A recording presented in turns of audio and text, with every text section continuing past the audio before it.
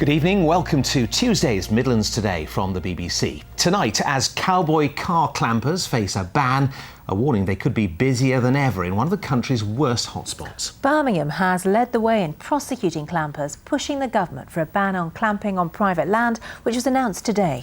But there are fears clampers could try to rake in as much money as they can before the ban comes in next year. And with drivers forced to pay hundreds and in at least one case an incredible £5,000, including storage fees, to get their car back, there are rich pickings to be had. Here's Bob Hockenhull. Mick Bray is one of hundreds of motorists who've had to hand over hundreds of pounds to the clampers in Birmingham.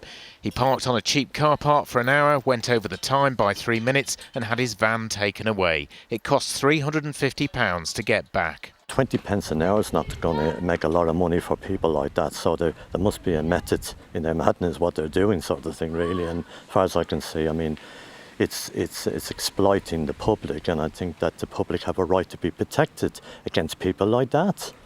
This is Digbeth. It's an area that's close to the city centre and it's one favoured by the clampers. So the Trading Standards team here are going to show me just what the problems are. People looking for cheaper places to park will often come here because it is cheaper to park here and it's handy for the bullring. It's a prime hunting ground, if you like, for wheel clampers. Birmingham spends £250,000 a year trying to curb illegal clamping and prosecute offenders. It's the only city with a dedicated team to tackle clampers, so a tightening of the law is welcome. It's exactly what we've been waiting for now for years. We've been asking government to make this legislation. This particular site is one that we have trouble with, where motorists unknowingly and in good faith park on the private land but purchase a council paying display ticket and then come back to find their vehicles being towed away, and they now owe £350. The site is managed by Midway Parks. I visited their premises in December and observed motorists handing over hundreds of pounds to get their vehicles back. Really bad, horrible day today. They wouldn't comment on camera, but in a phone interview said the new legislation will encourage drivers to park anywhere. It will also affect council car parks, because people will just say, well, why should I park on a council car park? I'll park on a private car park and nothing can happen to me. But motorists who've endured the misery of having to make massive payouts say it's time the law was on their side. Bob Hockenhull, BBC Midlands Today, Birmingham. Well, we're joined now by MP John Hemming, and I know you've taken up the case of many constituents who've been got by clampers. Is this the answer?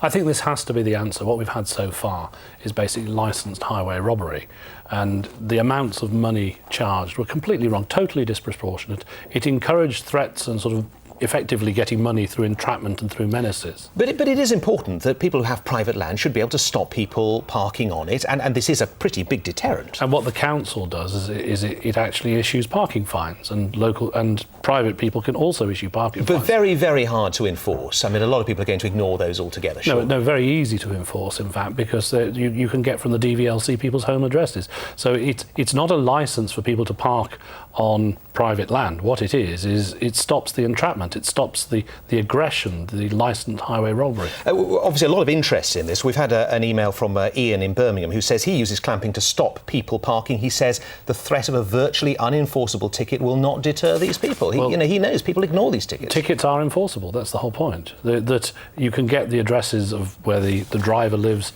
from DVLC. So it's perfectly enforceable. There's no reason why you have to fine somebody £5,000 for parking in the wrong place. 30 quid is perfectly adequate. This is not the beginning of people parking simply wherever they want. No, basically what has been happening is an abuse of the system. And you can see it in so many cases. They're going on all the time. Millions of people are being trapped. It's about making money out of trapping people. It's very wrong. It has to stop. All right, well, the law's coming in. So, John Hemming, thank you very much indeed. And if you've got views on the change in the law, and I can't believe people haven't. No, I think lots of you will go and get in touch with us, won't you? Indeed. Email us. Do it right now, midlandstoday@bbc.co.uk, and we'll see if we can get to some of them later in the programme. Certainly will. But in a moment...